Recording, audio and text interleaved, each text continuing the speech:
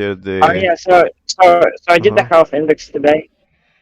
Uh-huh. Um, Earlier at like two, um, Uh-huh. 2 p.m. or something. But what are the So values and for what day?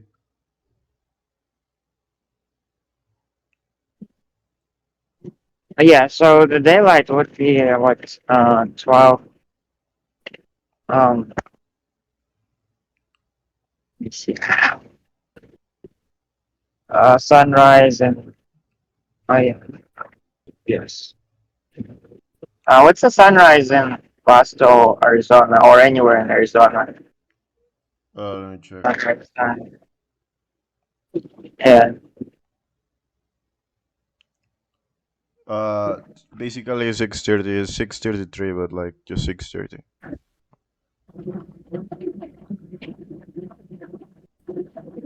5.5 hours. How many? 5.5 hours. I missed 5.5 hours of daylight.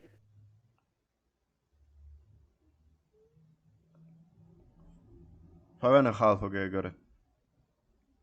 No, I said 5.5. 5.5, yeah. Oh, okay, gotcha. Yep, yep, 5:30. yep. And for that one, it was no Bluetooth and What about fucking avocado um, and Parmesan cheese? yes for Parmesan cheese, no for avocado. Actually, no, By the way, no for you Wait, didn't ask, wasn't Parmesan? you did not ask me to do the Parmesan cheese one. Should I start asking you for the Parmesan? The only one that you asked me to, I mean, you told me to remind you is avocado. Should I remind you daily for Parmesan or not really? I guess um,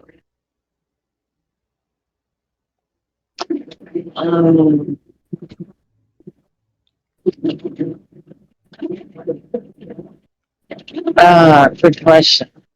Shit. Uh, no, don't worry about. Don't worry about avocado or Parmesan cheese for now. Because I'm just eating Parmesan cheese every day, and I guess I'll just see if like How much are you benefit of eating though? pizza. Um, Too much is bad. Like, yeah, because there is other well, other foods that contain glutamic acid, so it's not like you should like fucking eat the fucking what is it called, like a bar of cheese every day, you know. yeah. Um, let's see. I think I do like 5 tablespoons, maybe. uh how much is that in ounces or grams? I'm guessing under 100 grams. Oh, okay. I can't imagine 5 tablespoons of cheese weighing very much. I feel it. I'm thinking maybe that would be like maybe 2 slices of pizza equivalent. I'm guessing. I'm not sure. uh okay. uh so can you see what I'm looking at? Um, Hit. So for heat, the first chart, the first value of the chart is negative 0.0854. For the is this second, my hit? what? Is this my hit? No, no, no. This is mine. Oh, okay. But didn't we already do your hit? No, I upgraded. There was only like 3 points. Okay. Yeah. Uh, I updated it, and I don't think that we have enough points for you to like do some statistical analysis yet. Like, yeah, Yeah, you shouldn't. You gotta start exercising again, bro. Like seriously. I know, right? No, like seriously. Like you know you need it, bro. Uh, Right. I agree. uh, and for the last one, it was like still negative 0 point. Last point it says like negative 0.009.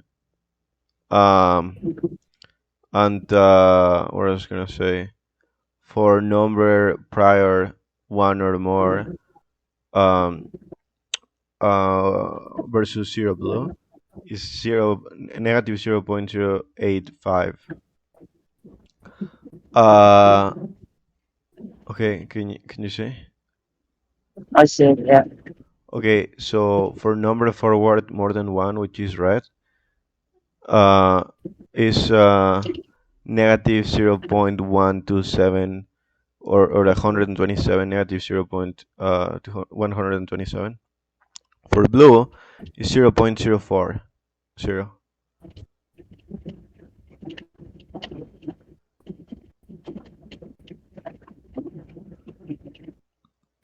Yeah. Yeah. That's kind of really weird graphs, right? Like Yeah, it's like a withdrawal effect or some shit. like when there's withdrawal, basically, when you don't do it or whatnot, it starts getting unhealthy or what? Yeah. It's like more unhealthy than it was before you did the hit. Like a withdrawal effect, Oh, okay. some type. Just like uh, uh, yeah, like as long as you're doing it, it's okay. But then if you stop, it's actually gonna be worse than before you started. So I Mm. mean, not before you like not long term, but like short term. Like if you do like hit like 5 days a week or something, yeah, like 5 days a week, Oh, and okay. then you take 4 days off. On the fourth day is gonna be worse than before you did those 5 days. Mm. you know. I see. Here we have nothing. Here we have nothing either. Well, and this one is just red kombucha, but like, it's like the same value of the top one. So Yeah. yeah, that'll be it Okay. for a hit. And Cool. I what was I gonna say? What is it? Uh,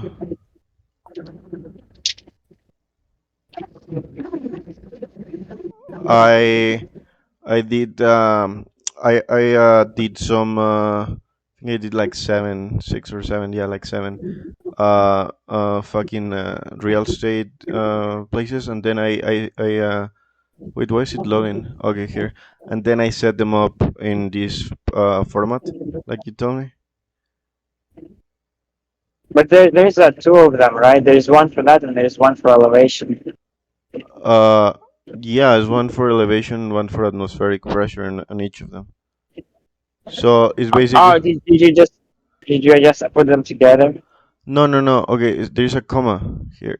Like for example, it's like um everything at the top, right, in the upper values, and then the name of the county, and then the state, and then the fucking elevation, and then the atmospheric pressure, Uh, okay. and then Oh, the close cell comma, and then yeah, I organize each of them.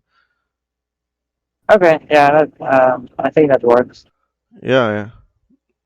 Does it? I don't know. This looks fine. Yeah, yeah.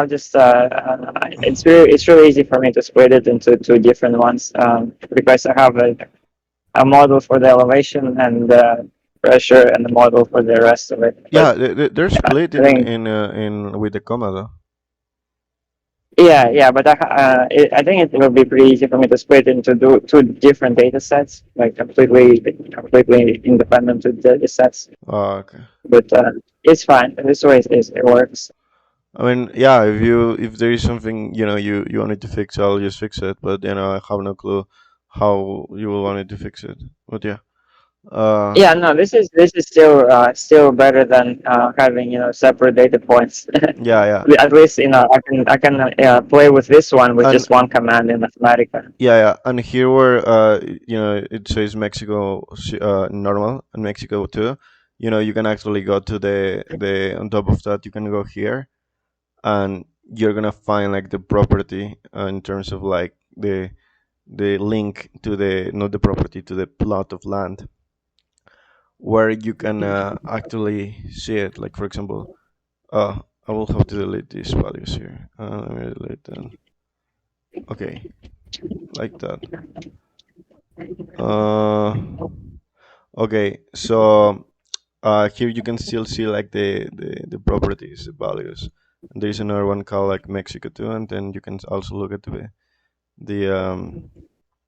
the properties and whatnot. Uh, Nice. yeah. And what else should I do in regards to this? Yeah, I did uh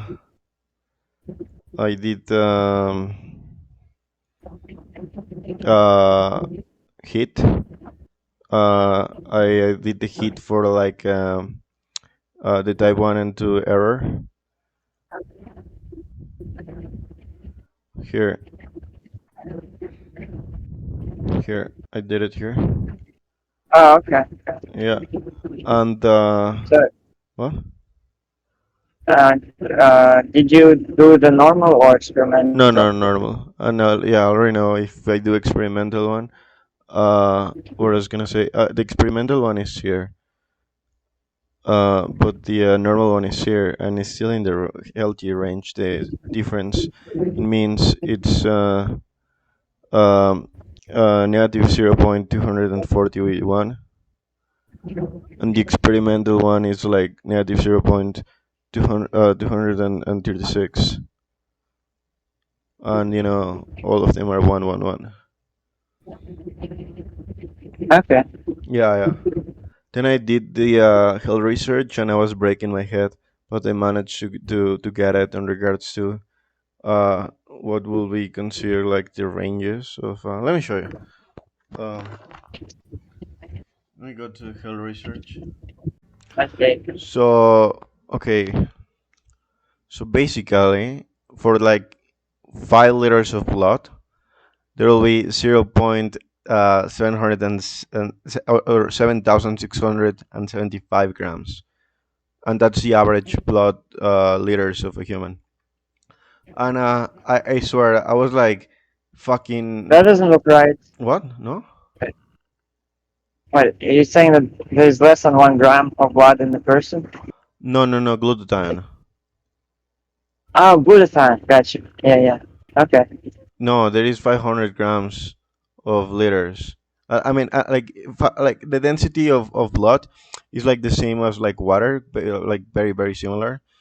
Is Uh, this what? is this low range? Yeah, this is like low range. Um, Okay. so the density of blood is very similar to like water. So for 5 liters of blood, you will have 500 grams, right? And if we for the low range, right? And I was breaking my head at the beginning, like fucking. It took me some time, not gonna lie. It did delay me, but I managed to do it. So yeah, I'm pretty confident in that I got it right, because I did make my fuck ups until I was like, okay, well, this is the right answer. So for 5 liters of blood, you will have like 0.7675 grams. For a liver, right, you have 0.400 I mean 4,000 0.4617 grams, right? For the lungs, right, which is average lung of like 1.3 kilograms, you will have like for an adult you will have like 0.1998 grams. For a brain, you will have um, around like 0.2079 grams of glutathione, already converted to grams, by the way. For kidneys, you will have around 0.00 zero point zero 221 grams for the kidneys, for and we are considering that it's 120 grams for each of them, for the kidneys. So for the high values, you will have 7.6 175 grams for blood, and for liver 4.61 grams. For the lungs, you will have 2.0005 grams. For the brain, you will have 0.830 I mean 0.8307 grams. For the kidneys, you will have 0.07376 grams for the high values. Uh, and for people, for like a person of a human being of like 70 kilograms, right, which is like the average weight of a male, a healthy male. For the what was I gonna say? Where is it? Okay, well, here I did the average of like all of them, like in the low range. So in average, all the low ranges per 100 grams will be like 0.0172, or like if you want all the leads, it will be like 0.01 72076, or 122 172,076 grams. Um, Obviously, we gotta count like the 00. Uh, and for the high values in average, if we average all those values in grams per I mean, 100 this grams. one doesn't mean anything. Like 400 grams doesn't really mean anything to me. No, I know, but I'm telling you until I get into like the kilograms, bro. Yeah, yeah. Let's yeah. Okay, Let's skip the 400 grams. okay, well, okay, well, let me just tell me the last value for the high one. For like Okay. for the high one, in average, all the grams will be like 0. 50, 14, 13, 41.6 per 100 grams. So the glued down levels of a 70 kilograms male will be like 12.04532 grams for in the low levels. For the mid range, it will be 49.46 grams. For the high end, in like 70 kilograms, will be 98.93 812 grams, considering blood, liver, lungs, brain, kidneys, and the average of that. And then basically you calculate, obviously, if in a kilogram there is like a um, fucking 1,000 grams, and you just did the calculation, and yeah, this is how much will it be in grams. Nice, nice. I was breaking my head at the beginning, bro. I'm not gonna lie. I did fucking multiple fuck ups, but I ended up getting it. Yeah, this looks really cool. Yeah, I mean, it seems like the best way is just to figure out how to get that fucking glutathione through like dietary fucking sources or maybe like cysteine supplement. Yeah. um, how much? What was the ratio of glutathione or cysteine in lentil? Was it like 6% or compared to the glutamate? Of cysteine. Let me check. Lentils? No, we're for lentils we checked folate, not cysteine. We did cysteine as well. Are you We did sure? both. Yeah, because when you did the folate, I was like, oh, they're also good for folate because already. Okay, so for cysteine, right? It was 118 milligrams. No, I mean like uh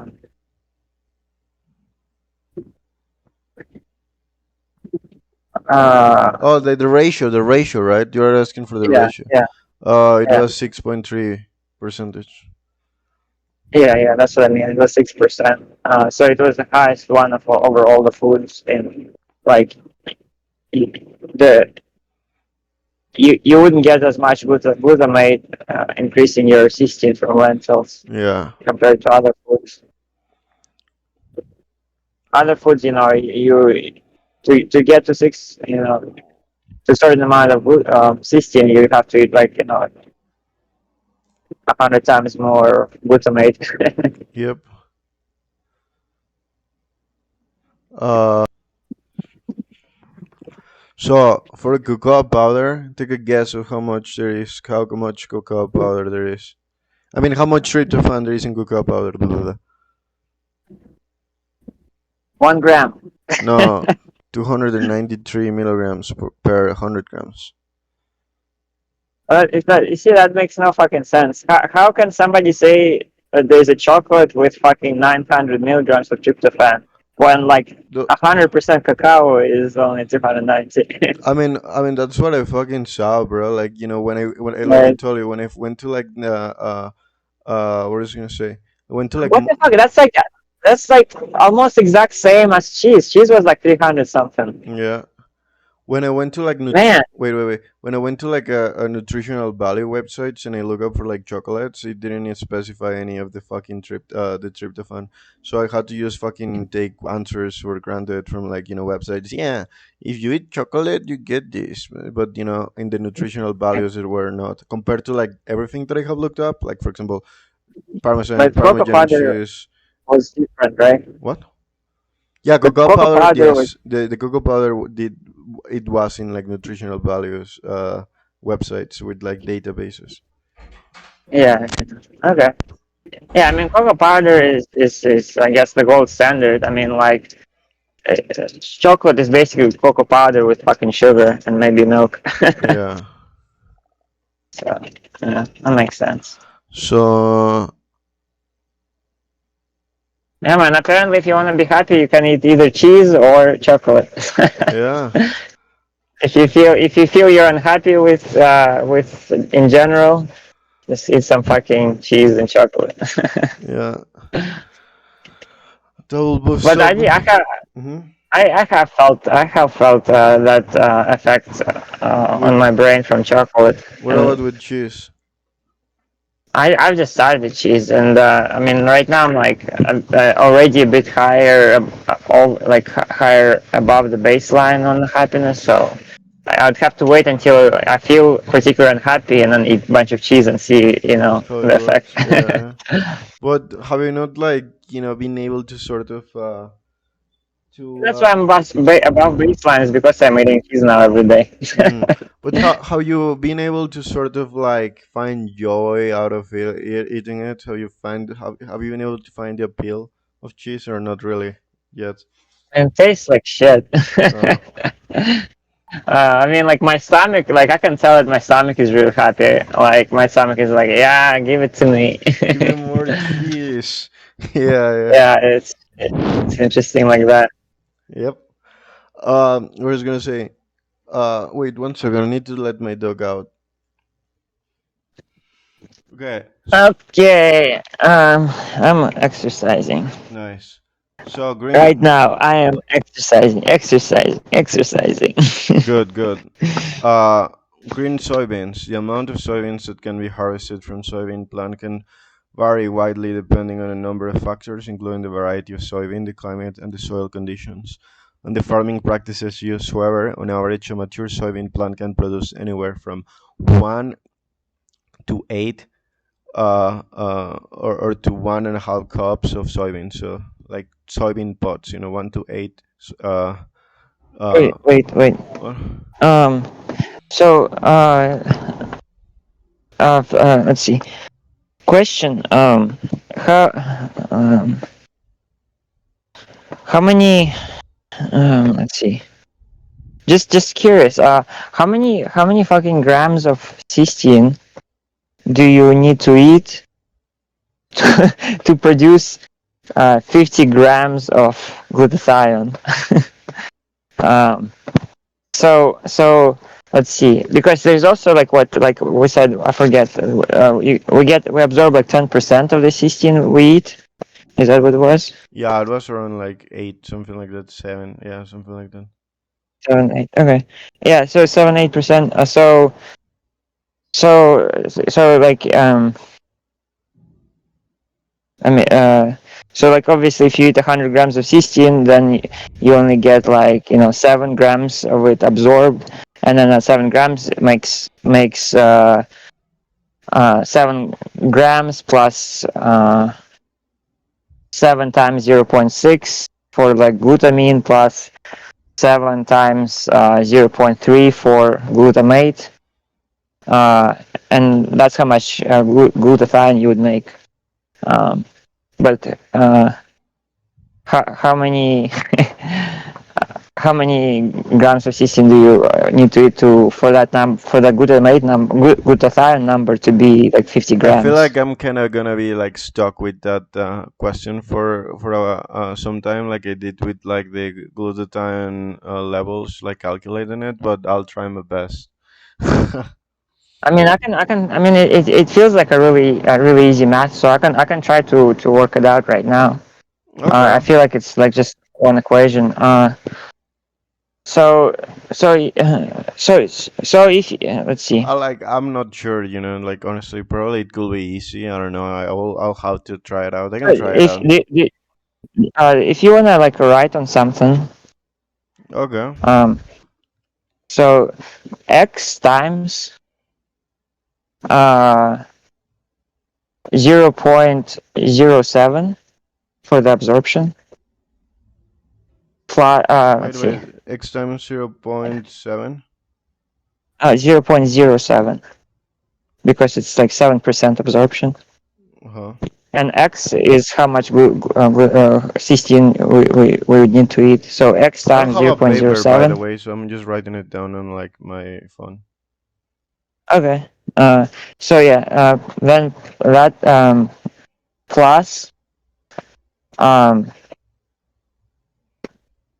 Mm-hmm. uh, X times 0.07, Okay, plus X times what? 0.07 Uh-huh. again, Uh-huh. times um,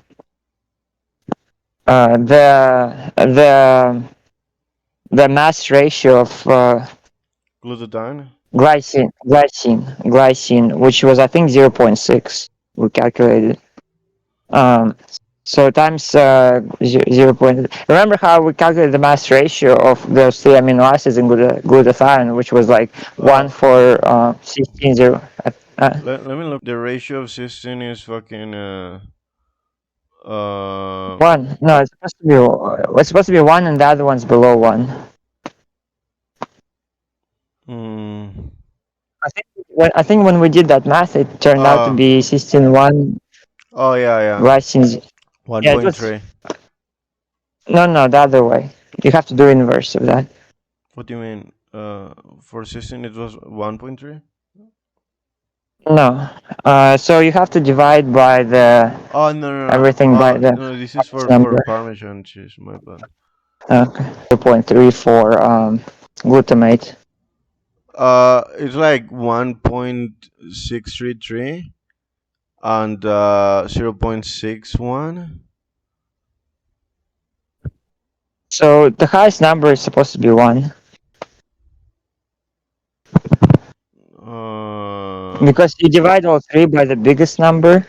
So the biggest number divided by the biggest number is one, and then all the other ones are smaller numbers. So the smaller number divided by the biggest number is going to be less than one. okay, okay, here it is, right? And like, uh, look, this is like the one that we did for Yeah. ratios. See, that's what I'm saying. There you go. 0.6, 0.3, right there. Yeah, yeah. Yeah. So the mass will be 0.61 too. That's mass ratio. Okay. So if you go back to that equation that we're writing. Uh huh. Oh yeah, I forgot you got it on your phone. So then so plus the x times 0.07 times Wait, wait, wait. 0.61. Okay, so x times 0.07 plus x 0.07, and then what? Times 0.61. So Uh the huh. first term is the mass of cysteine you absorb. Uh The huh. second point is the mass of the glycine that will be combined with it, which is you need 0.61 of the mass of cysteine in mass of glycine when you're making glutathione.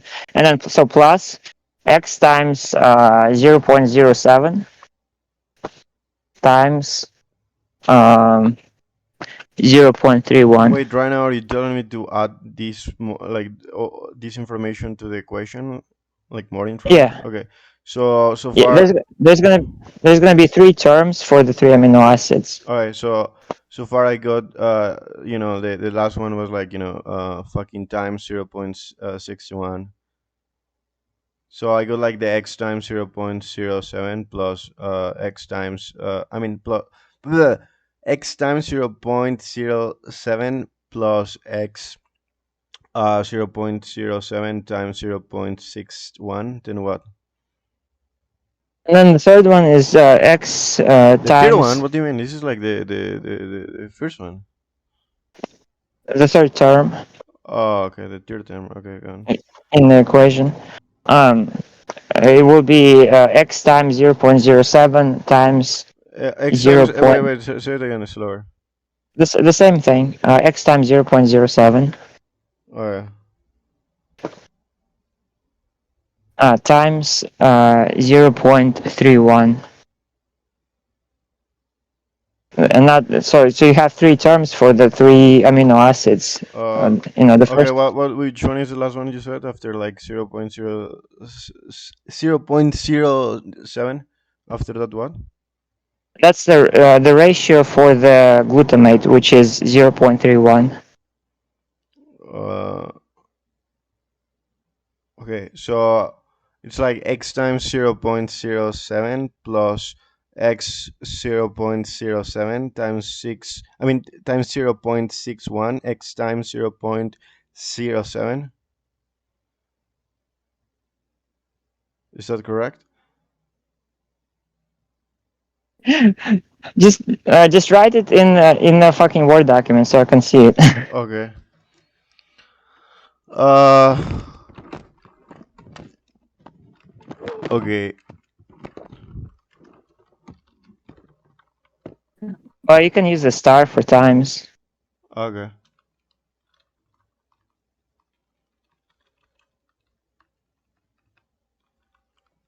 Uh.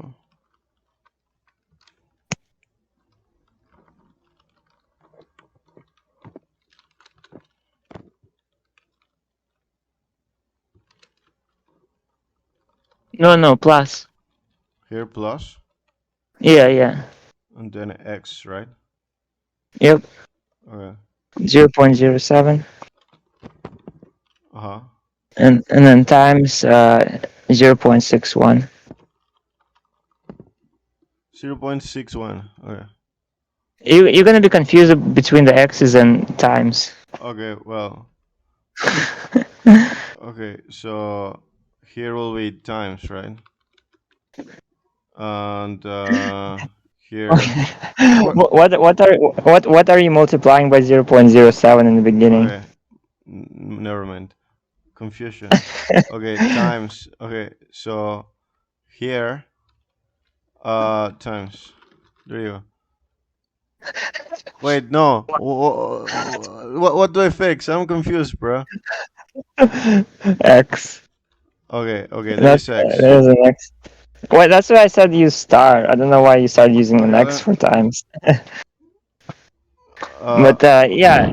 The first one is so it's X times 0.07 plus X times 0.07 times 0.61. The very first word is supposed to be an X. Yeah. uh, Yeah.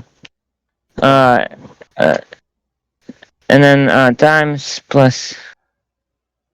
Yeah. There you go. So that's basically okay. And then equal. All that equals uh, okay. y. Equals Y.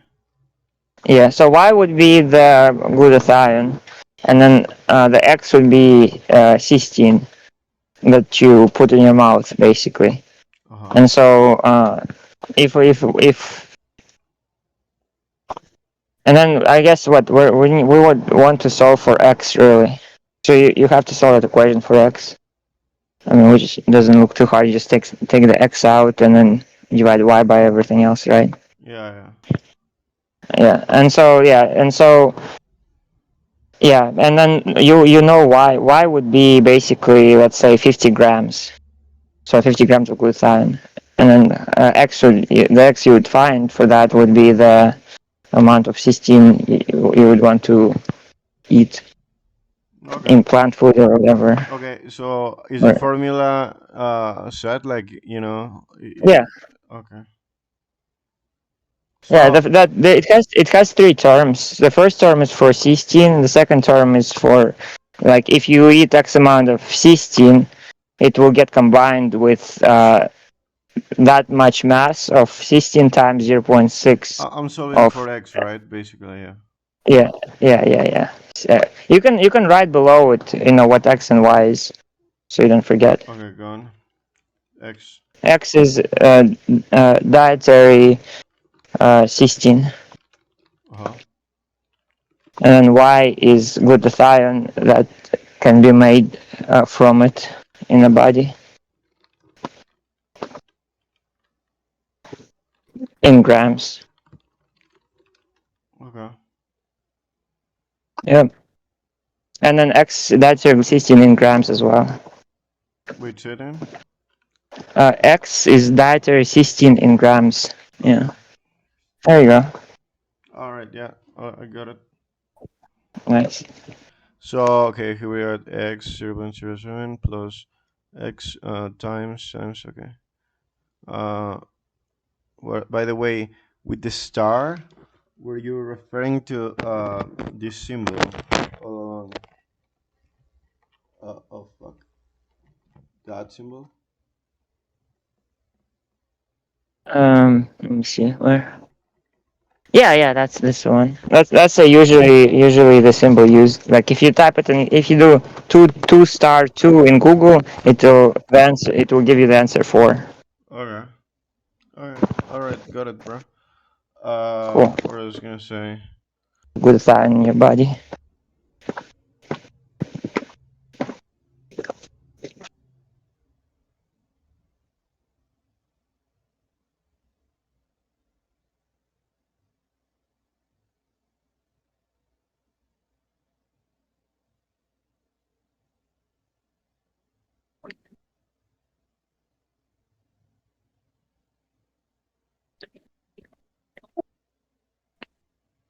Huh. Okay. But with the formula Uh, that you gave me, basically, I should be able to get the how many cysteine do you need to produce 50 grams of glutathione, right? yeah, and then let's say it will come up with, like, I don't know, 50, or no, not 50, like 500 grams of cysteine. So you need to eat 500. So 500 grams of cysteine, and then you check how many grams of cysteine per 100 grams of lentils, Okay. and then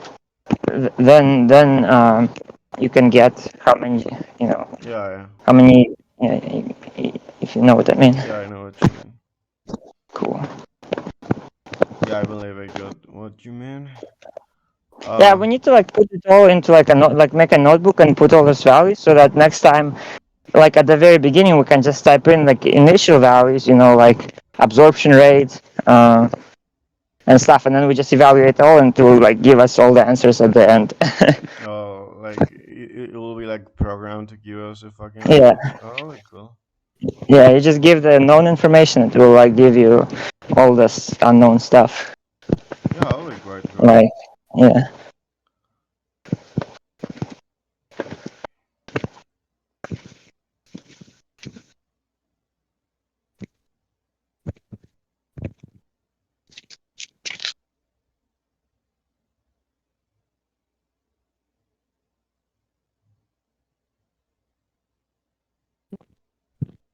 Huh.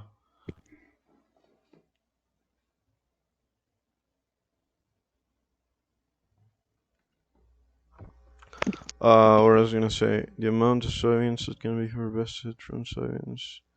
Okay, so yeah, when you fucking decide to plant the fucking a soybean plant, it can produce like 1 to 8 pods, or like 1.5 cups of soybeans, which is like 20 to 80 grams. Wait, what? Say Like again, please. 1 to 8 pods of fucking green soybeans What will do you come mean? out uh, Okay.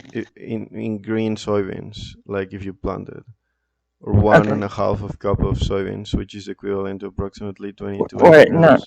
You you said 1 to 8 pots. Yeah, So how many?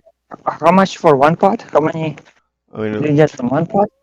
uh, no clue exactly, but in average you get 20 to 80 grams of soybeans per plant, and it takes Okay, like so, 5 months to grow. okay, so like one pot would make on average like 22 grams of soybean, 20 to green 80 soybean stuff. on average. Like Okay. those are the ranges. You wanna do the heat one or not really? Like you gotta do it. Come on.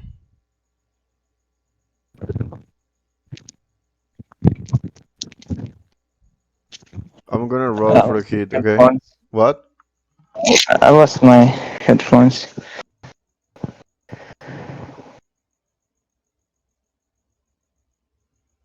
Wait. Just in case. Okay. So, what do you say once I calculate X for how much cysteine do you need to produce 50 grams of glutathione? So to calculate basically the lentils I will need for the glutathione, I will. What do you say?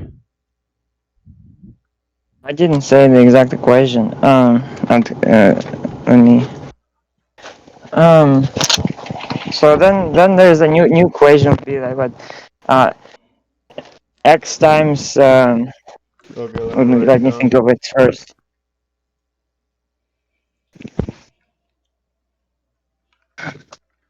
Wow, man, this is like life saving, man. I wasn't gonna exercise at all. I know, right?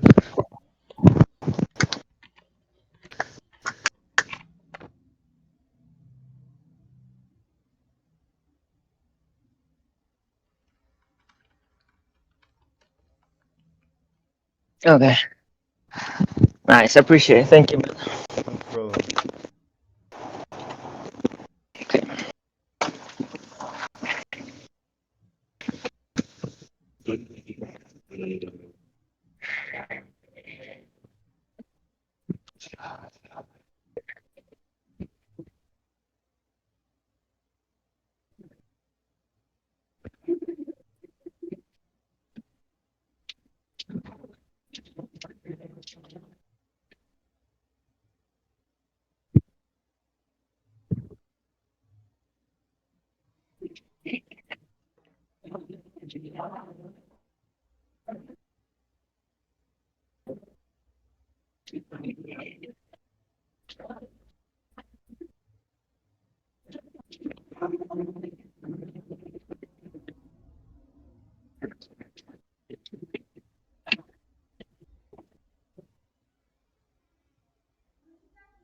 Are you there? Yeah, yeah.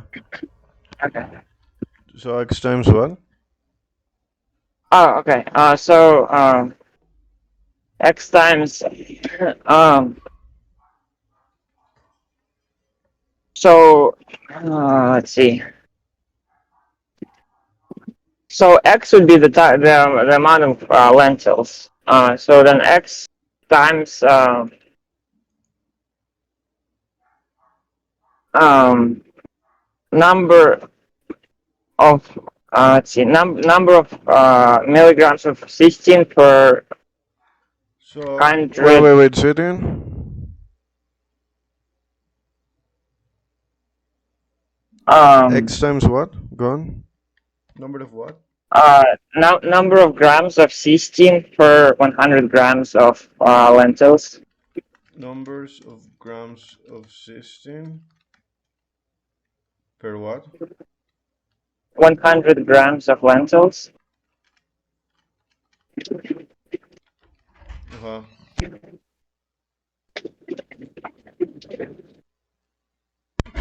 Yeah. Uh, yes. So then, okay, x times that. Um, that let's see. Um, I mean, yeah. that that that Hmm? that would equals how many grams of cysteine you would consume per that amount of lentils. Um, and you would know that from the previous equation where we calculate the number of grams of cysteine you need to eat. So you'll know the y, so you'll need to solve for x. Um, yeah, that works. So yeah, number per yeah, you got that equals all that equals y. Okay. I mean, yeah, I'm gonna try your formulas and see how it goes.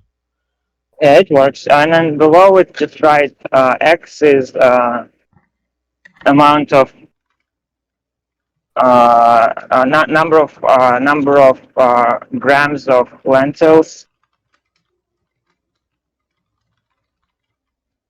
and y number of grams of cysteine.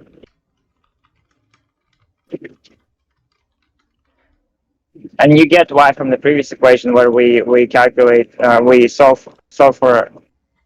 Uh, Wait, when why we get yeah why like in the previous equation x is number of grams of cysteine, and so once you calculate x from the previous equation, I think that that will be y for this yeah, equation. I think that this formula is very it works and everything, but also I'm thinking out that also like an alternative way that I could do it in case I don't end up you know Yeah, you uh can double check it. You can do both ways to see make sure that they get the same answer. yeah, I don't know. I'll see if I can answer it this way, and if not, I'll just try a different method. That I think it's sort of like just sort of what's the word I'm looking for?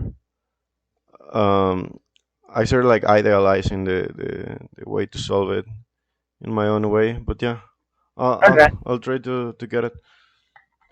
okay, cool. Okay. So what was I gonna say?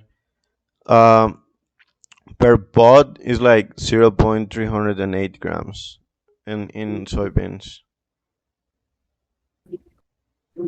I didn't catch that. Zero How many? point 308 grams per pod. That doesn't sound right at all. It feels like one soybean is more than 1 gram. I mean, that's what I read. That's what I No, found. I mean you understand that one soybean is more than 1 gram, right? Uh, On the weight, like 1,000th of a kilogram. yeah. So like one soybean is definitely more than 1 gram. I mean, I don't know. That's what I fucking found, bro. Yeah, I mean it's not right uh, I can try because to. because if one soybean is more than 1 gram, like there has to be at least one soybean in one plant.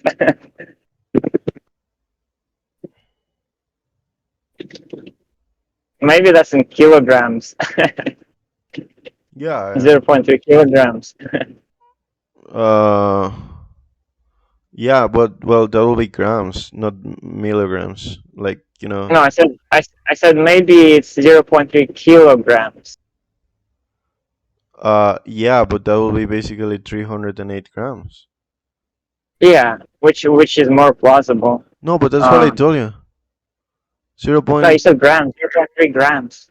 Yeah, but like you know, grams make up the a kilogram. Oh, A yeah, thousand 1,000. Yeah, grams make 1,000 up a grams. Oh, kilogram. yeah. So Yeah. it must definitely. Okay, okay. Get your point now. It's like 300 grams, not with zero. Like, yeah, yeah. I get it. I mean, yeah, if it's 0.3 grams, then it's 300, or, or if it's 0.3 kilograms, then it's 300 grams.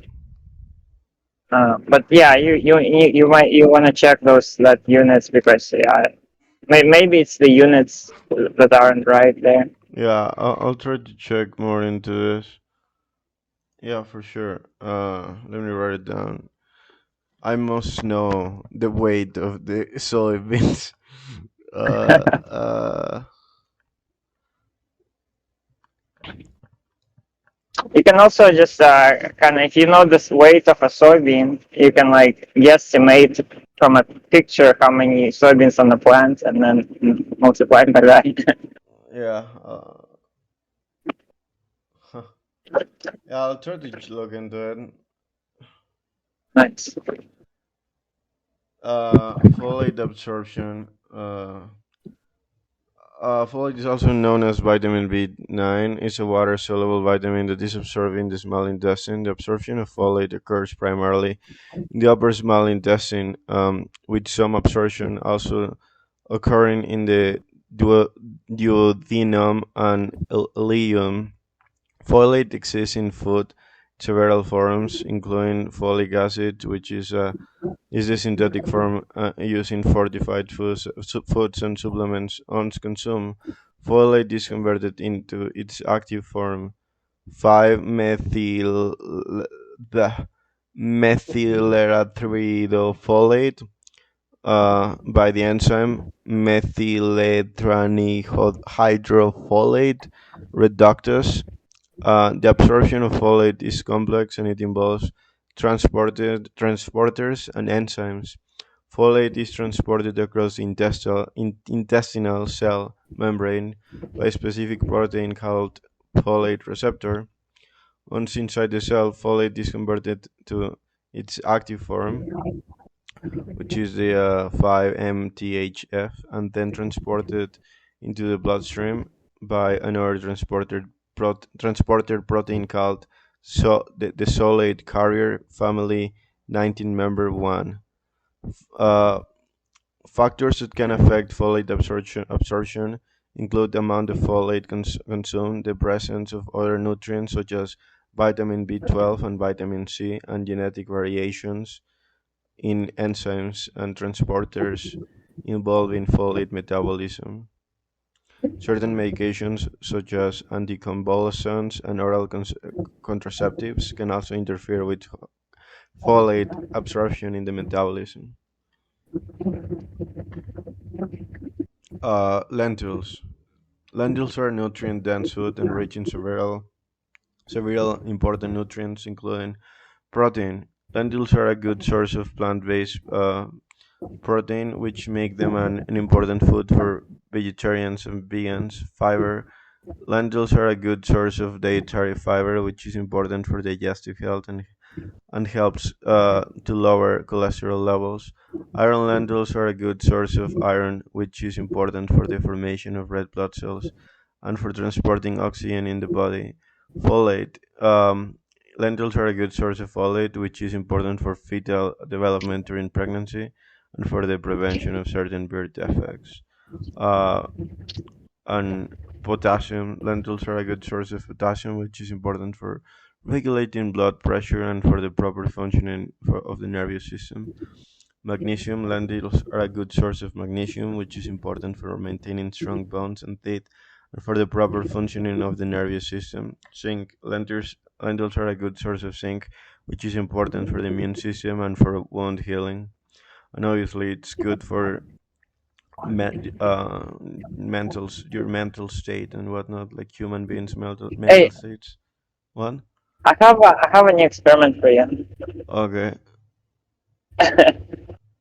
uh, what about doing a third?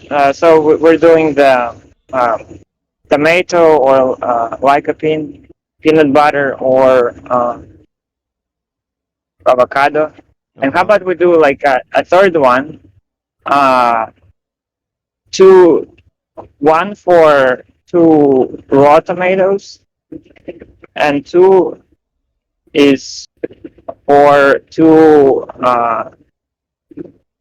like heated tomatoes. I don't know, like Boiled. what's a good way? You know, because it said like heating a tomato, I don't know, to a particular temperature will release lycopene. So boiled. Well, I wonder if you boil it, would you lose lycopene out of it? Would it like be bad or no? Um, Maybe boil. Okay. So Uh, yeah. Is there? Can you like steam tomatoes? yeah. Do you want to do that? Wait, is with I, steam? What do you mean exactly? How like so I know well, what's steaming food, but like, so so what's your so perception of steaming? well, do you have like a pressure cooker? Yeah, What about like just putting a little bit of water in it that's and just basically putting tomatoes that's in basically it? But boiling. yeah, but like I wonder if you only like fill it like quarter way of the tomato, so like 3/4 of the tomato is still sticking out of the water. Okay. So I don't think they would get burned. I don't think their bottom would get burned that way. Yeah. Um, Okay. So what will the experiment? How will it be? One for like the same, two for the same, and three for boiled tomatoes. just the one versus two. So one for Bro, you're changing this for experiment so fucking much. Okay, let's go. uh, You're changing this experiment so much. Like every day it changes. But yeah, let's go. yeah, yeah. Well, no, I mean we're like yeah, we're like fucking adding like doing three experiments on the same stuff, Yeah, Whatever, like yeah, but yeah. So one is two raw potatoes and two is two cooked tomatoes, okay, one is two raw potatoes. I mean, tomatoes, tomatoes. tomatoes, tomatoes. Yeah, and Um, two is two cooked tomatoes.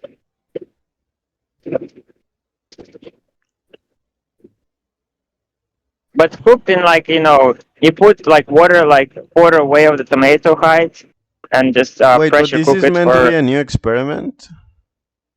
Well, it's gonna run on top of the other two at the same time. Okay. So like if it happens to be lycopene day, then the third one you still run it, but like whether it's one or two, you won't do anything different because you're not even eating tomatoes that day. But you still But write down the number. It will be like random error. yeah, but if you lunch on two for it will be 2 spoons of peanut butter, right? On the avocado. I mean the experiment with tomatoes or lycopene. So this will So be like a there's tiered one, right? And yeah, basically when yeah, it it will be lands, separate. and when it lands on like, okay, if I get one for tomatoes, eating tomato on the first experiment, okay, whoa, I got tomato. And if it lands on one, I will eat tomato, and in the second experiment, if it lands on one, I will eat tomato, then avocado, right? I missed it. You want to start over with that?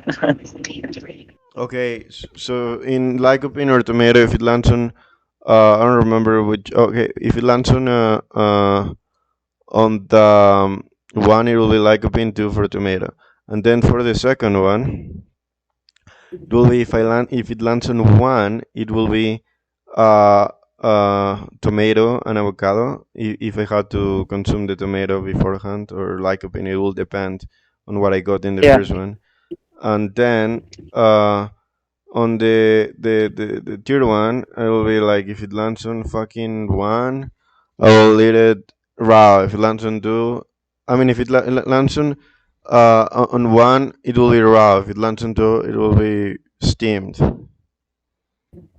Yes, but if you're eating tomato that day, if you're eating lycopene that day, then I don't. Yeah, I you know. I just know. you pretend that you ate tomato whichever way it's said to it, but in reality you actually didn't. You just like you write it down. You still write down like one or two, and then the health index corresponding to it. But in reality you actually didn't even eat tomato. It will be just like random error. Okay, sure. Yeah, but if it is a tomato day, then it will actually make a difference. One for raw and two for cooked, steamed. Yeah. Okay. Um. What I say? How is it harvested? Planting lentils are planted in early spring or fall, depending on the variety of locations. They're typically planted in rows or broadcasts, and the seeds are covered with a thin layer of soil. Germination: lentils require soil temperatures between 10 15 Celsius for germination under optimal conditions. The seeds will germinate within 7 to 10 days. Vegetative growth: the lentil plant will grow vegetably for 4 to 6 weeks before flowering. Flowering and pod set. Lentil plants will produce small, delicate flower in shades of white, pink, or blue. Once the flowers are pollinated, the plant will produce small, flat pods that contain 1 to 2 seeds each. Maturity and harvest. Lentils are ready for harvest when the pods have turned brown and dry, typically 90 to 110 days after planting. The entire plant is usually cut and left to dry in the field for several days before being harvested using combined harvester. Also, I was just thinking, like in your formula, for like calculating how much will it take for 15 grams, like to produce it and stuff like that, 15 grams. You know, what I was gonna say, we will have to calculate, you know, basically uh, um, the values of what I was gonna say. Like we'll have to also use the values of glutamic acid and glycine, not No, only no, cysteine. no, because every time you eat like fucking one molecule of cysteine, you end up eating like another 100 molecules of glutamate with it. you know, Uh, like there's a shit ton of glutamate and glycine coming in for every fucking oh, one okay. Now it molecule of makes sense. Now cysteine. it makes Yeah. sense.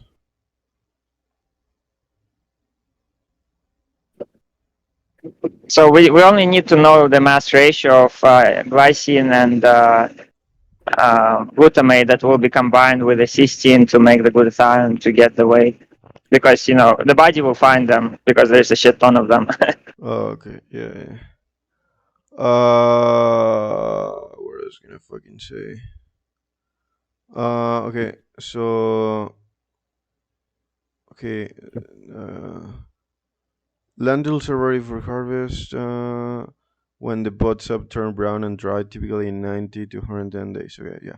So this is a first study.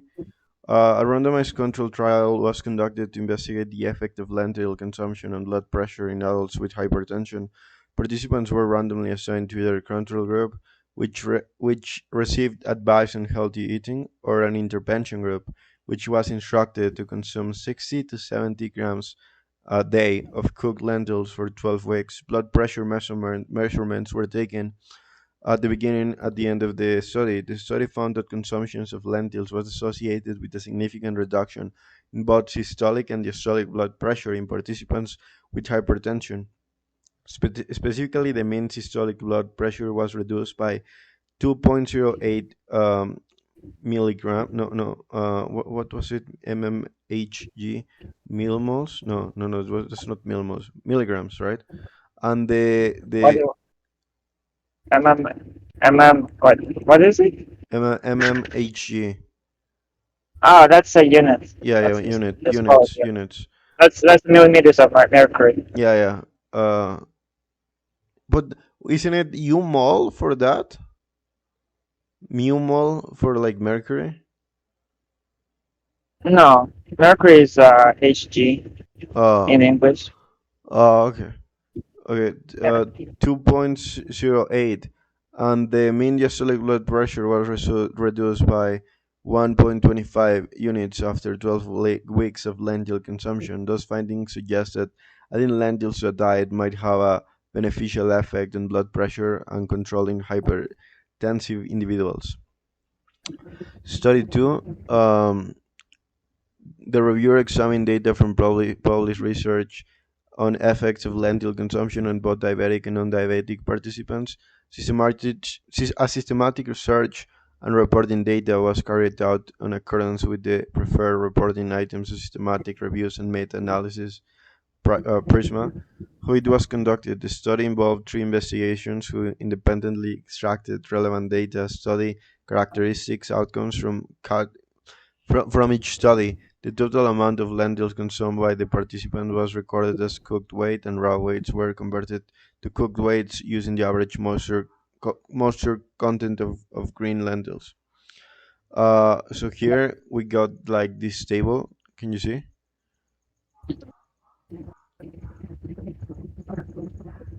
Sort of. I mean, I can't really. I just see it from far away, but I can't look into it Uh, because I'm driving. uh, What is there something interesting in it that you yeah, find? yeah, of course. So basically, for 89.3 grams of lentils, right? You get like 24.6 of protein, and the control was consuming around like 110. Okay, so the controls, right? I checked basically what it means. For the controls, they were consuming a different type of protein, right? Whether it could be no, what's it called, an oatmeal, or it could be meat, or it could be something else, or source of protein, eggs or whatnot. And they compared how it changed, for example, the difference in blood glucose in the control trials, which in the control group, and the fucking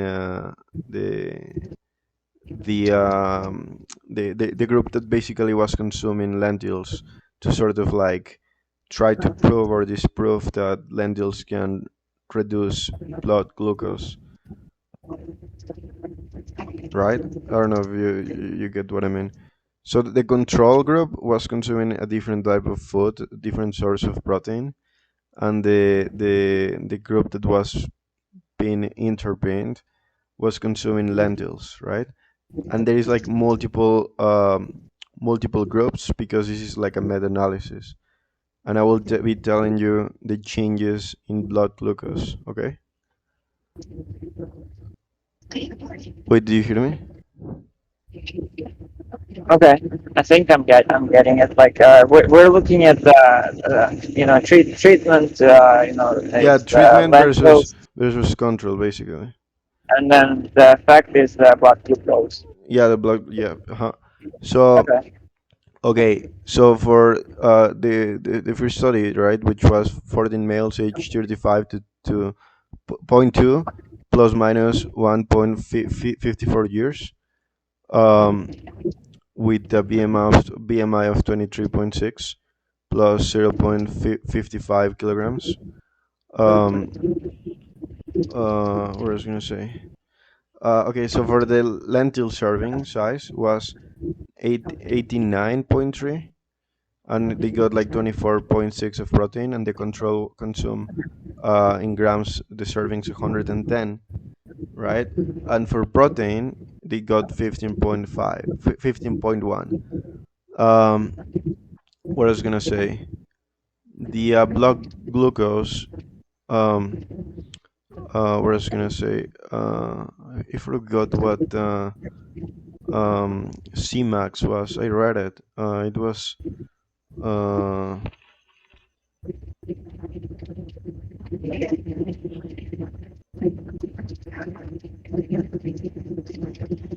okay, okay, yeah. I think at Cmax it was something like concentration, like absolute concentration, something like that. I don't remember, but like the blood glucose in the control group was uh, I mean, for the lentil group was fucking 4.88 at 60 minutes.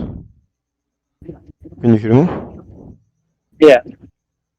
And what I was gonna say, the control group was at 5.22 at 120 minutes. Wait. Oh, okay. Control group was at 5.2 at 120 minutes. Yeah. Okay. What about the treatment? And for the relative difference in blood glucose in percentages, it was the Wait, different wait. one. You just said the blood glucose of the control group was 60 and 120 minutes, but who cares unless you say what was it for the treatment group? Oh, no, for the treatment group was 4.88, and for the control group was at 5.22. Oh, at 60 minutes? Uh-huh, 60 and then 120. But you just said one value for either 60 or 120. Was it the same between 60 and 120? Uh, wait. Uh, no, I'm pretty sure that there was no like it wasn't like added in here. It was just like 60 minutes and then 120. Wait, what? So for the control at 60 minutes, how much blood glucose? 4.88. And then so for 120 for control group, how much was that? 5.22 after the And consumption okay, of the what they ate, and the difference was 6.51 in percentages. was it two different people, like two different people in the control group and the treatment group? Yeah. Uh, Okay, okay, the so okay, fine. So for the control group, it was 60 for the sugar at 60 minutes and 5.2 for the sugar at 120 minutes. And then for the treatment group, what was it at 60 minutes? Yeah, but like, I'm pretty sure it wasn't in the chart. That's what I'm telling you. I can like double check, but I'm pretty sure it wasn't on the chart. So we don't know what was the sugar for the treatment group at 60 minutes. Uh, for the treatment, for the you mean for the control one? Well, control one is just the background stuff. Like Yeah, the treatment. the treatment. Yeah, for the treatment. Okay, listen. For the treatment, it is 4.88, and for the control one is 5.22. But the difference is in But you times. said you In said it times, was there is a both for di- control. the, You said for control group at 60 it was 4.8, uh, and uh, control group at 120 it was 5.6 no, listen. So for the lentil groups, right? It's 4.88 at 60 at minutes. 60 minutes. Yeah, and for the other Okay, one, this is 120 minutes for the control group. what? Yeah, that's what I'm. I Yeah. did no, I didn't. When I said what, I didn't understand. Oh, okay. For the control group, it was at 120 minutes. It was 5.22 for the control one. That's 14. Comparison. Control treatments. Comparison.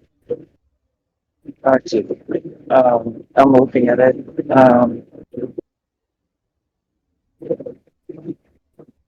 Minutes. I mean, that's not in this table, is it? Can you select where it says 4.8? Yeah. Okay, thanks. BGC Max Rental Group. BGC Max Control Group. Why? Why are they different? No fucking clue, bro. In this other one, there is it does says, but 14. What's that other one? So what does it say? 14 recreational. What? where exactly? Below, like below the male's age, 18 to 30. Uh, Below the ages of what? What they is? It sounds a little bit muffled when you speak. 16. Just let me see, 15 to 16, 40. Oh 15. yeah. Don't worry about that one. That one is like 14 months, You're age cutting off a 35. lot right now. Say it again. I'm just looking. Wait. Um, I, I think the bottom one might be more useful, where it says adults aged 18 to 40 years, Yeah, because at least it has the same values. 30 minutes. 18 to 40. Yeah, yeah. Yeah, it had both has 30 minutes, in each column, and it's basically zero point 0.7, which is like Yeah, this 3.5%. yeah, yeah, these ones were just like this, you know.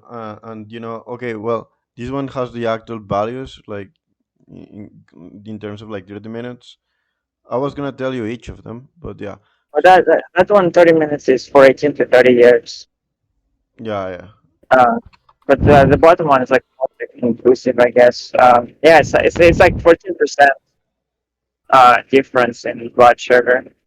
Uh, yeah. So for this one, for the 18 to 30, it was the difference was 7.79. Obviously, for the lentil group was lower with the 7.1. For the control group was 7.7. For the recreational soccer players, at 15 minutes for lentils was 7.0.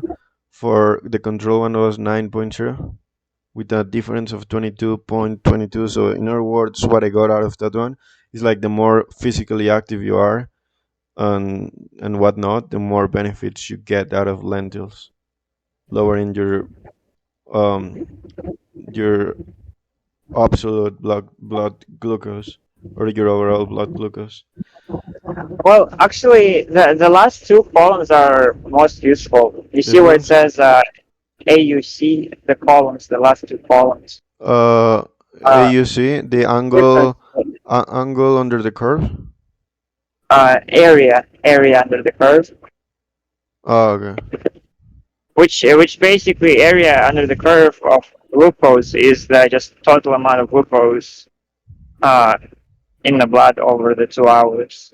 Uh, So wait, so this one is called relative difference in blood glucose area under the curve, or the blood glucose. yeah, so basically, Okay, let's see, it says 55.3 for the first one. For the second percent, one, yeah. yeah, 22.6 percentage. For the third, for the this one, which will be the fourth one, because this other one didn't have values. It It was. basically means Uh-huh. it basically means so for the bottom one where it says 53.9, Uh-huh. it basically means 53.9% less glucose uh, stays in your blood after you eat lentils, and lentils compared to what 100 grams of different protein. Mm-hmm. Yeah, so like there's a 53% difference in how much glucose is going to be in your blood over the next 2 hours. Huh.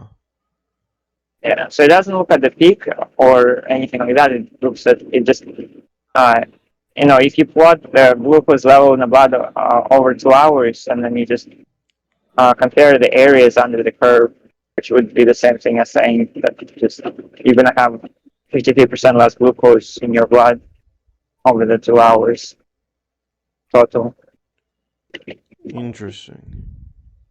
which is obviously like quite a bit more effect than just a 1 point and 30 minutes, which was like 14% difference.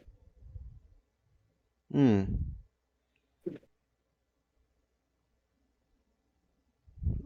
That's interesting.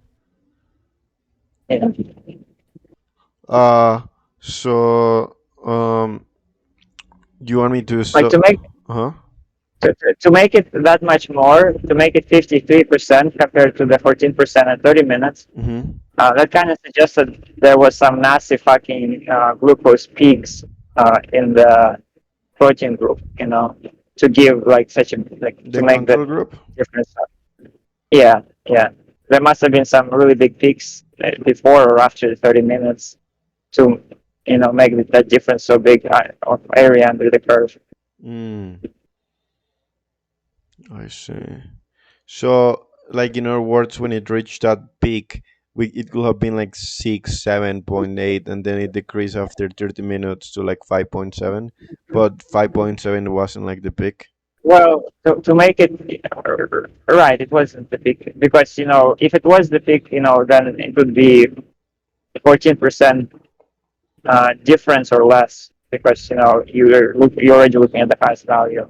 But if the area under the curve is like 55% difference, uh, I think that means that like maybe it was like at the fucking like 15 at like 2 minutes, Oh, then it's like peak. 14 That's at like, fucking high as fuck.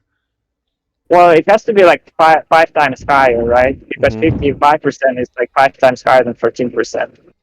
So at some point there has to be like five times the difference between the control group and the treatment group to get that difference in under the curve. So like yeah, it might be it got to be like you know like 15 at 2 minutes, like 14 at 3 minutes, 13 and a half at 5 minutes, and then it goes down to like uh, what is it 5.7 at 30 minutes.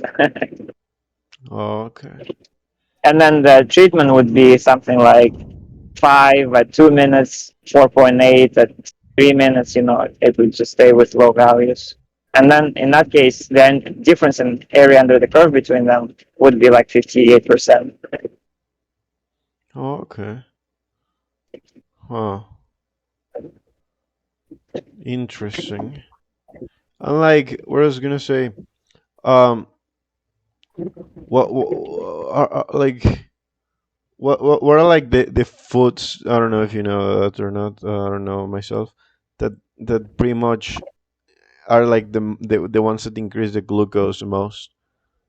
Not in regards to like fucking junk food and shit like that. Is there any particular fucking foods that must be avoided to avoid extremely You uh, haven't you haven't proven to me that the glucose in the blood is bad. too much is bad? Yeah, Well, yeah, it is. no, but you haven't proven it to me. We looked at studies that said processed food is bad, and all processed food have sugar. Yeah, But I remember like reading something around above like I don't remember what was the value, but around um like 300 milligrams per liter or something like that. Like that shit's bad. You you can yeah, but uh it was coming from processed food, so it wasn't like they decided to call it sugar, but they might as well have called it processed food because all of that sugar was coming from processed food. no, People weren't. but I'm not talking uh, about the previous studies. I'm talking like in general, anything about 300 milligrams, something like that per liter, it's considered unhealthy. Considered, but I've never seen proof for it. Oh, okay, well, I guess When I'll you eat a shit ton of sugar, because you're eating a lot of fruits, you're getting like 15% lower risk of death. I see. So what? That means that sugar is you want gives you 15% less chance of death. No, but like we already agreed about that. We were talking about processed food with a shit ton of additives. It's unhealthy. Yeah. So it's not the sugar; it's the processed food, It's a and processed that sugar, in other words, too. no. Yeah, because Sugar is a natural ingredient. I but there is different types of sugars using on additives and shit like that. yeah, but they're all natural. It's all natural fucking ingredients. Um, but um, processed food has like 50 different ingredients, and just one of them is added sugar. And just saying that out of those 50 ingredients, obviously it's this natural ingredient sugar that's causing all the problems.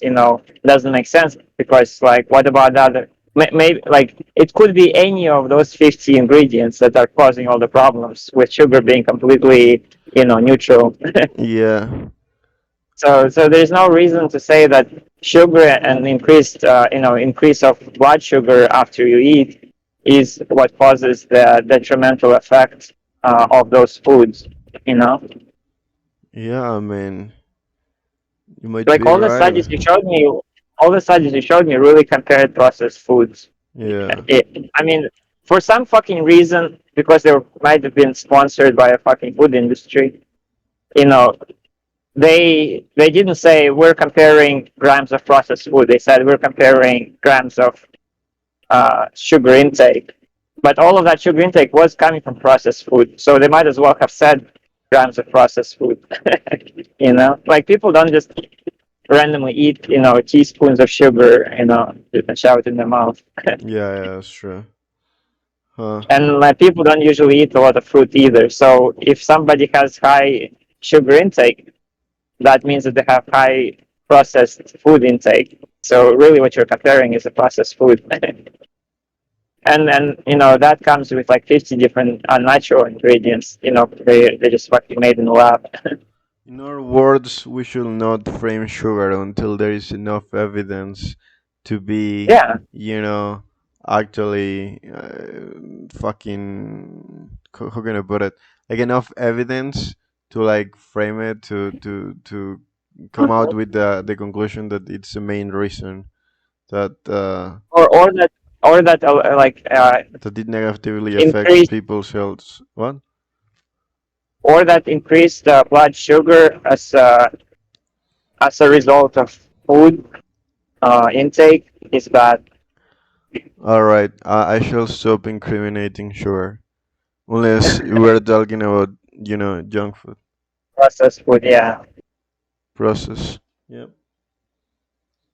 Yeah, I mean, yeah, I mean, now that I have like reflected on it, and you just lecture me about it again. I do agree with you. I'd say 80% agree with you. Yeah. Yeah, I mean, I wish we knew more. Like I wish like there was like study where like let's fucking inject somebody with glucose and give them elevated blood sugar, and then take a bunch of people and we don't do it to them, and then see the The overall difference between result. control and treatment. Uh, Like, and then like if you fucking do that for memory, the I'm pretty people who sure got the that sugar wait. will actually I'm have pretty better sure that memory. probably that has been done, but these are like dark, fucking obscure I don't think studies. so. I mean, I don't think anybody has done it. I think people just blindly believe that sugar is bad, and they don't see the reason to even fucking bother with it. yeah, I guess so. Maybe not. You might be right. Huh? I feel like like inherent to people to like the sugar is poison, which which they got from the fact that basically process like food industry doesn't want people to think processed food is poison. Food industry is like it's definitely the fucking sugar.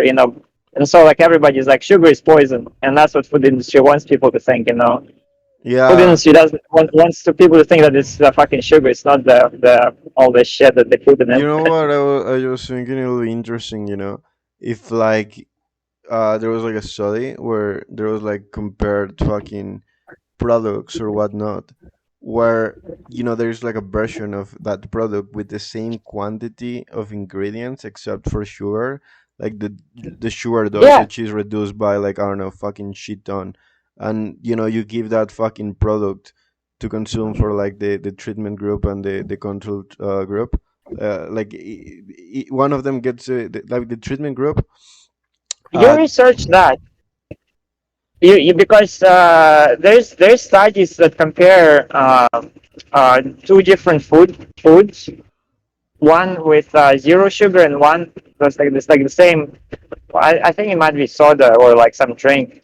Two different drinks, yeah, yeah. one normal drink and one that same drink with zero sugar added, and they compared. But I think when I heard about that study or those studies, I think the result was that fucking that food without sugar was actually worse. Like it actually was more health detrimental, which basically fucking proves that in fact sugar is straight fucking healthy. Huh. Hopefully I can find some. But yeah, definitely. I'm gonna do my research and then and wish me luck. Hopefully I find some shit that is useful. Yeah, yeah. I mean, don't dig too hard because like it's not like it doesn't make that much of a difference. I Yeah, think. yeah. uh, either way. But I'm mhm. pretty sure that there's definitely been studies on comparing two different like foods, one normal and one without sugar, Mm. zero sugar. I mean, yeah, it'll be But interesting yeah, if I find some results on that. yeah, because that would kind of uh, more or less prove whether or not sugar is bad. Yeah. Because the only difference would actually be the sugar ingredient. Yep. What I was gonna say, so for like this other one, it's like the difference under the curve. I mean the fucking area under the curve was 8.9. For this other one, it was 44.2. For this other one was 54.9. This one didn't have one, and this other one 81.8. What the fuck? I'm not sure for what was it 81.8 The percent one of difference in five lactose adults curve. aged 24 plus minus 0.3 years, and the lentil serving I size. mean, it's just five. You can imagine 5 points can give some random values. Yeah, I guess. Uh, the lentil serving size was 3.2 grams per kilogram of raw weight, and they got around like 45.7 protein, and the control one got 1.7 grams per kilogram with 45.6 grams of protein. So for this other one, 14 men aged 18 to 35 years. This last one for healthy patients was 45.1, and this one is for diabetic people. Uh, and 40 adults age 52.5 plus minus 2.46 years. The the relative difference in blood glucose in area under the curve percentage was 55.7. Uh, for this other one was 24.4, and for this other one, for this third one was 55.5. And for this last one, that it only included males, which you know it's important. But they were age like 65 though. They were age. It was eight males with untreated diabetes, age 65. The other ones were treated with diabetes. The other ones I told you, and the values of the area under the curve was 67.7 percentage. Let me see. Difference in. Here I mean, it wasn't that different. Like, it was like basically the same shit compared to over and healthy. over. Yeah, yeah. So it's all in the range of 50%, in the ballpark of 50%. If we just average it out. Yep. And here for blood glucose area under the curve, here we got like the servings and the levels in millimoles per milliliters.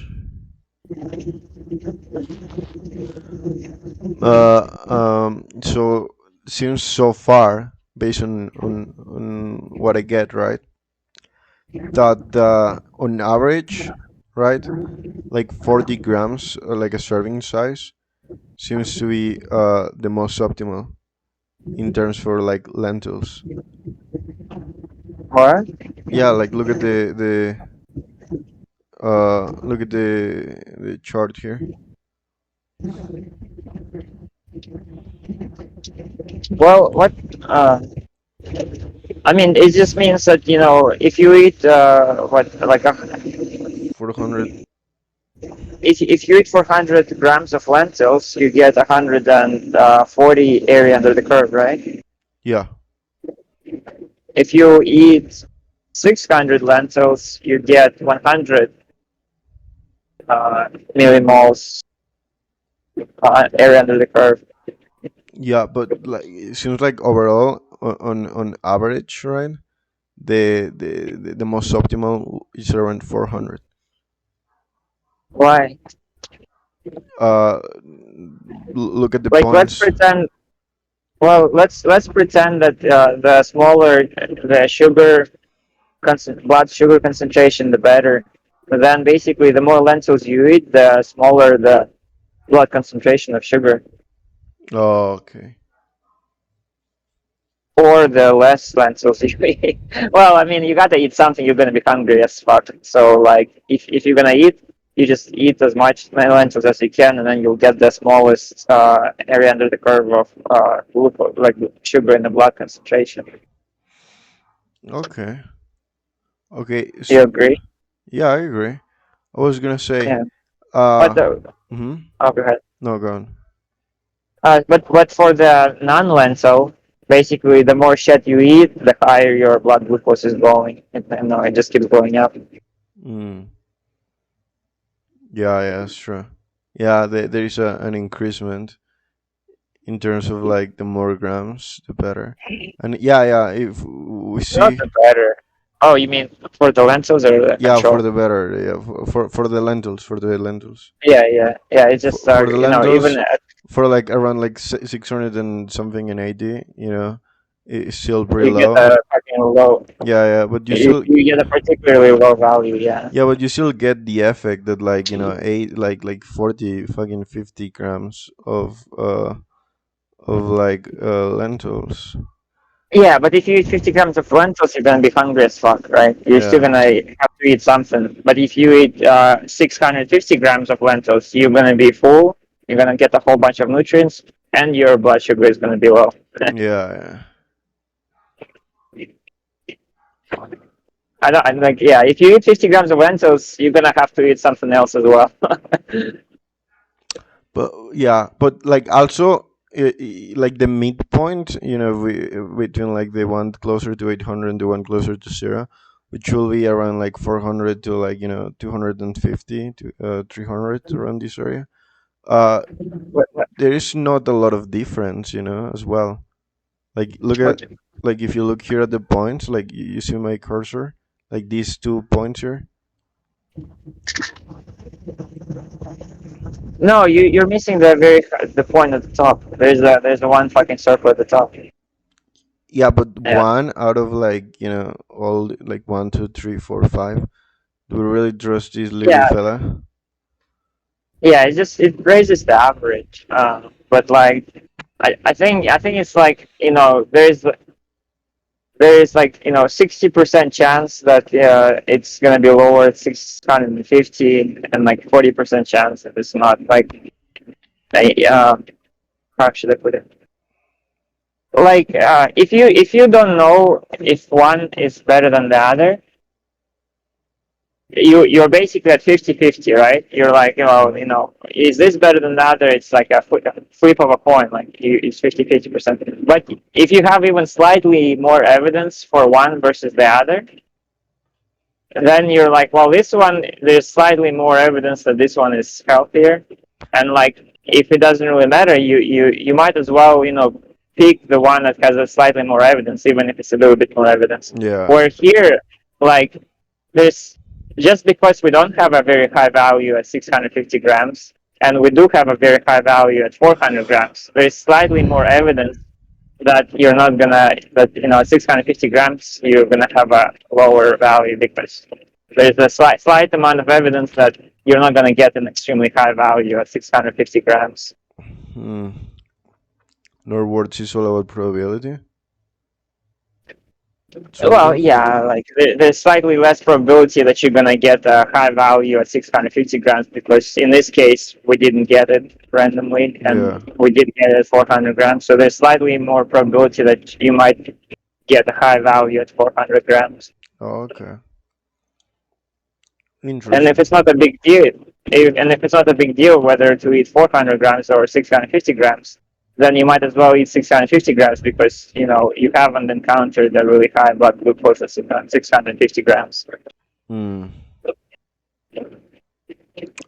This sort of chart is relative reduction in blood glucose area under the curve. Uh, You see it? And yeah, yeah, it's like basically the same in terms of uh yeah, like the more reduction it's in the 700s range, 800 range. So what was it? What was the experiment? Like, can you remind me what was the method of the experiment? It was like a compilation of studies, and they use exam like there was like multiple of them, like how do you pronounce it, Cohort, cohort, yeah, cohort. yeah, Yeah. cohort, a cohort, and they examine like multiple of them, and the changes in what Is is it it, in blood glucose. is it like a replacement? Like, if they so like, what is it like? They take a bunch of people and they say No, they didn't you take have it. to eat 100. They use it's like a Uh, meta-analysis. It's like a meta-analysis. It's a cohort of no, yeah, yeah, yeah. But like, the studies in the meta-analysis, within like those studies, uh where the studies like we take 100 people and we tell them to eat 100 grams of lentils, and then uh we take another 100 people wh- and we say eat whatever you've been eating. Is that what it is? when I check some of them, I just checked that the source of food that they were given to them, it was like obviously different to lentils, and it was uh, fuck, what was it? Like for example, a different sort of protein, which was like eggs. It was some sort of like meat and shit like that, and they just analyze the changes in blood glucose levels between the people that were eating lentils and the people that were not eating lentils, which was the supplementary uh, protein intake. So in that graph where it's just keeps going up, uh, at 20 grams of that controlled diet, does that mean that they ate 780 grams of lentils? Yeah, Like, this is meant to be like the portion size in terms of and how it ranges in grams. but I mean, in that like, if it's 20, like, let's say it's 100 grams of controlled diet, right? Uh-huh. Does that mean that there is another 700 grams that's coming from lentils? Uh, no, I'm not fully sure about that one. Oh, okay. No, I'm Okay. not sure about that one. Yeah, I'm not sure. Okay, it's cool. Yep. But yeah, overall, in our words, eating lentils can decrease your blood glucose compared to other types of proteins and foods. Yeah. Okay. What I was gonna say, and if I end up planting, like the plant, should I do lentils or I don't know? I'll see if I can do both. I'll see how much they are, and No, I mean, we should just do one. I don't think there's any point with both. yeah, Um, I think lentils is better because they have more folate and cysteine, or soybeans uh, have, aren't as good source of either one. I mean, lentils or soybeans are a good source of. Uh, I think lentils have even more folate than soybeans. I'm not sure. Is that right? Do you yeah. remember? Wait, say it again. The last part. Lentils have more Folate. folate than No. uh, soybeans. Uh, do they? No, I don't remember. Let me check. I think it was like in the same ranges. Uh,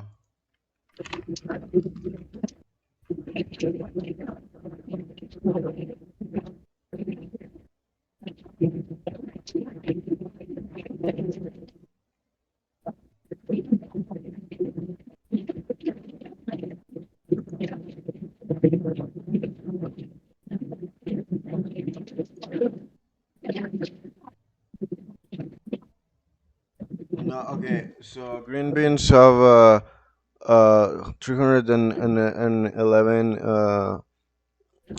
micrograms, and okay, yeah. So green beans have 311 micrograms per 100 grams, and lentils have 181 micrograms per Oh, they 100 have way grams. less, Yeah. three times less, right? Yep.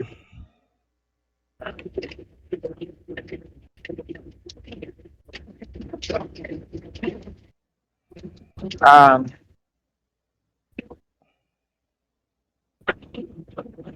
so- oh, but you can fucking get the fucking soybean shit from the store. What do you mean? Uh, like you can buy the green soy. Like we can start seeing if the green soybean is healthy right now, and then even if we are waiting for the fucking thing to grow. Yeah, yeah. Um, So and that's for one like so. will So be, what is it? 75% of daily value from 100 grams of soybean. yeah, 78.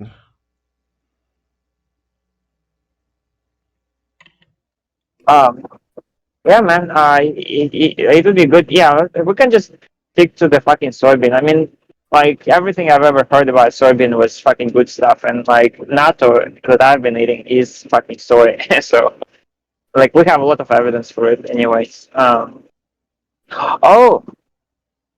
hmm, yeah. Folate. Well, fuck it. Yeah, let's do the soybean, and then we just start testing it right now, right? Yeah, sure.